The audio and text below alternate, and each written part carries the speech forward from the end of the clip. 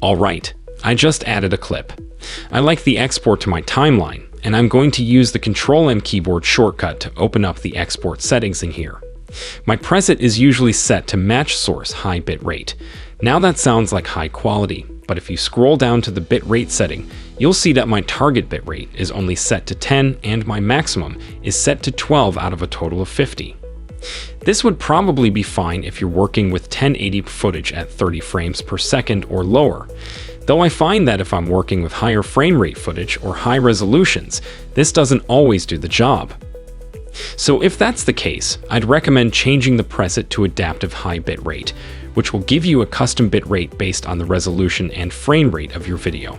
While adaptive high bitrate usually gives me the absolute best quality, I'm not too fond of how it tripled my file size as well. I find adaptive medium barrier to be a good middle ground that gives me good image quality along with a slightly lower file size. Of course, you can tweak the bitrate settings manually and put it above 30 for every video, and you'll probably be fine. But I find the adaptive presets to work really well. Alright, and that's it for this tutorial. Thanks for watching and see you next time. If this video helpful to learn quickly, hit the like button, and also don't forget to subscribe to our channel and hit the bell icon. Then you won't miss any upcoming tutorials.